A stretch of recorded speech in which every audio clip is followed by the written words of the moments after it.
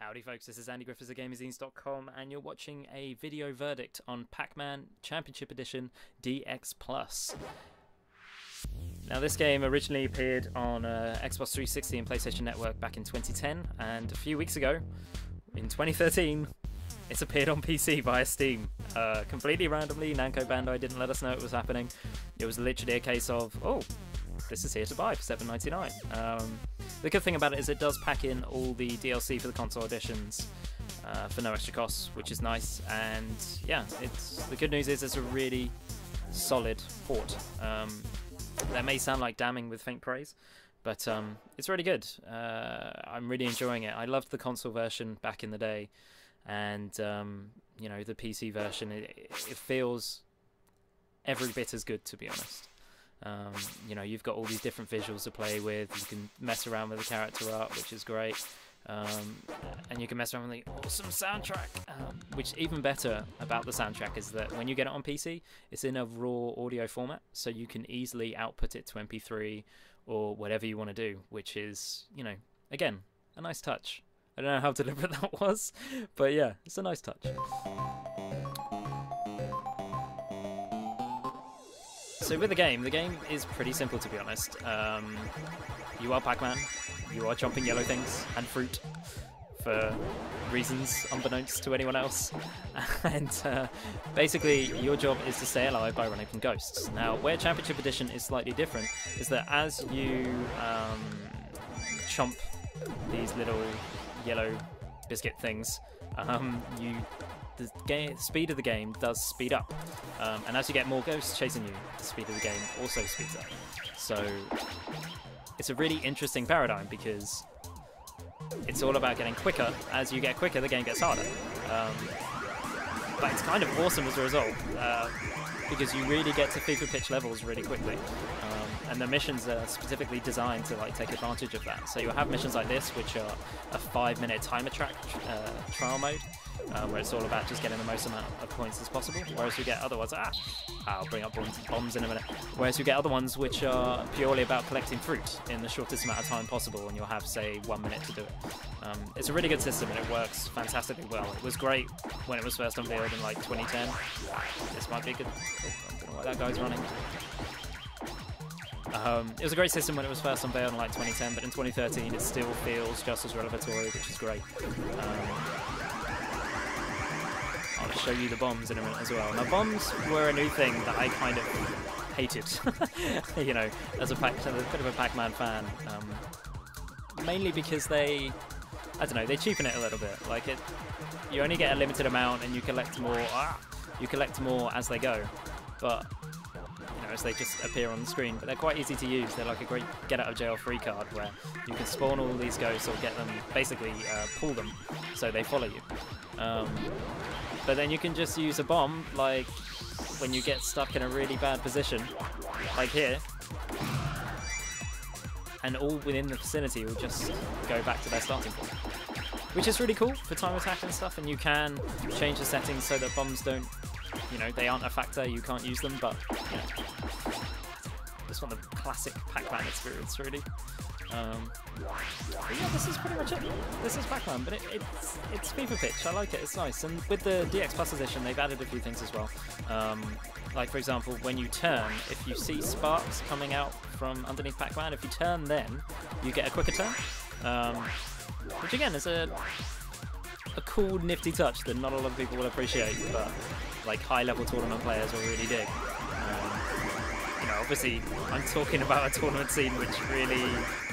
Does it still exist? I don't know, I'm sure it does, but for PC players it's a cool little bonus.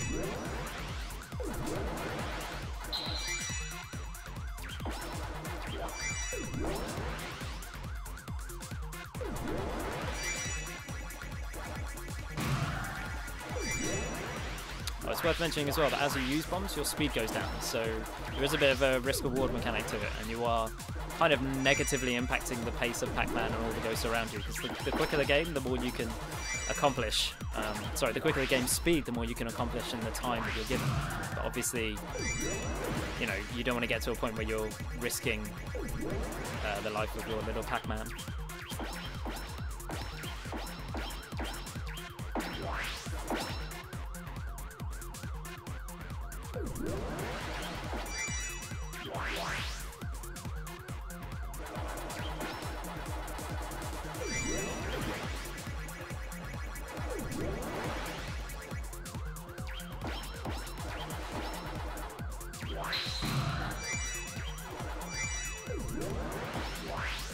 See, that ghost that's directly behind me has got a bomb, so if I eat that guy, I get his bomb.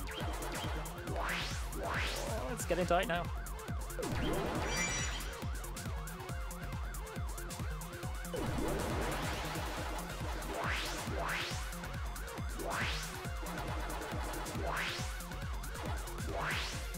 Oh, no.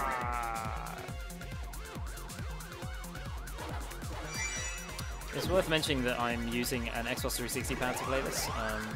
On PC, obviously mouse and keyboard is the most ubiquitous control form that that platform has, but you know, if you're gonna play this game, you really need to get a gamepad. On keyboard, it doesn't feel great. You know, the reasons for that are pretty obvious, to be honest. Like, you need some sort of stick to give you the proper, like, dexterous feedback. And yeah, it's just better on a gamepad. The interface is easier to understand. It just feels better. Oh, I unlocked some new modes. My global rank has risen.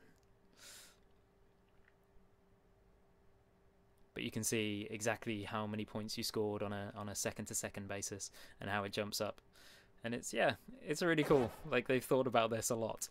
And you can flick between different result boards as well. It's just really good. And you can see where you are on the global leaderboard. Let's see where I am. That's not bad.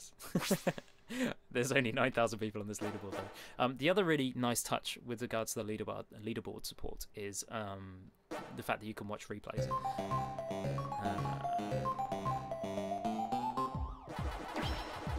Obviously some leaderboard behaviour is very strange, like this, where this guy got 9 million. The guy who was second next to him has got around 3 million.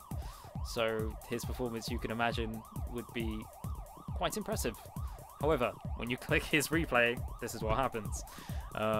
It's really weird. It doesn't make a lot of sense. But yeah, there's definitely some hijinks going on with the leaderboards in this game. And to Namco Bandai's credit, they have patched it. And they have cleansed the leaderboards a couple of times since this game launched.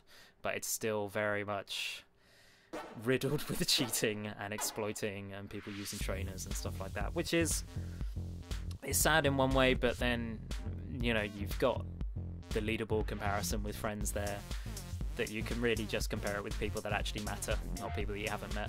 You've also got Facebook sharing support for leaderboards, not leaderboards, for achievements, which is, I don't know, is that important? Do people still do that? They probably did in 2010, I don't know if they do now, but yeah. The other great thing about Pac-Man is that you do have all these different courses to try out, which is great. And it's just a really solid overall port. Like, the frames per second is solid at 60, as you would expect. There's no frame locking going on, and it's honestly it's an easy recommendation. It really is. You know, the visuals are fantastic. The fact that you can mess around with all these crazy... That's true, Dig Dog one. The fact that you can mess around with all these crazy themes is also cool. And it just feels like good fan service, which, seeing as Pac-Man isn't massive on PC, which why would it be, then, you know, it's cool that Namco Bandai have done this, even as like a quick experiment. Is it worth it for people? Depends how much you like Pac-Man, to be honest. The fact that, what I really like about it is that the leaderboards are, even though how broken they are, it's kind of given this game a bit of a second life amongst my group of friends. So, yeah, it's definitely something worth thinking about. And I wouldn't be surprised if it turned up in the Steam sale come Christmas, to be honest. Which is pretty much the kiss of death for any new release, but, you know, if you like Pac-Man, $7.99, it's not a huge amount of money, you've got lots of gameplay here. And what I will say is that it works really well as like a lunchtime game. You know, if you've only got 20 minutes to play something, this will give you an awesome 20 minutes of fun. And really, what more do you want than that? I just wish I was better at it. Alright, okay. That's enough messing around. Right, so for this mission, you have to collect fruit. So let's collect some fruit.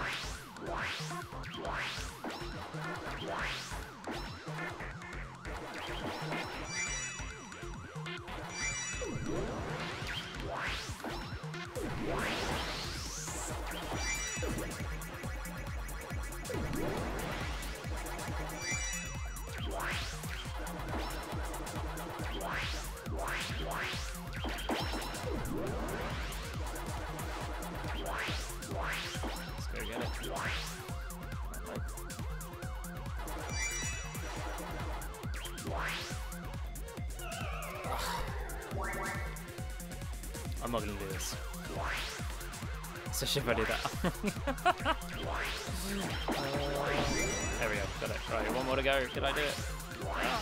Got 9 seconds. Go, go, go. Keep going. Where's the other one? No, I'm not going to do it. Not going to do it. Not going to do it. I swear it was over there. Damn it. Right, let's try again. I can do this.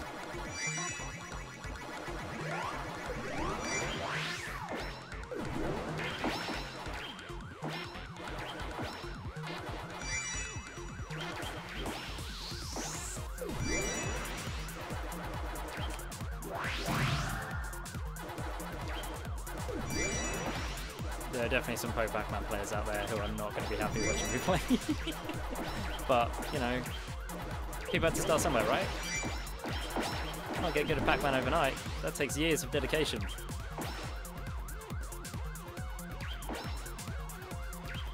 Some of the courses are really elaborate as well. This is actually one of the simpler ones, but obviously it riffs on the original Pac-Man course quite a lot. Yay! But yeah. That is Pac-Man Championship Edition DX, really. It's a good, solid game with plenty of content, plenty of themes, plenty of things to mess around with. You know, for $7.99, that's a pretty good deal. It's something that I would not be afraid to spend that amount of money to get this experience. It's a good all-round game, and it's something which, hopefully, now that it's on PC, more people will play. Thanks for watching, guys.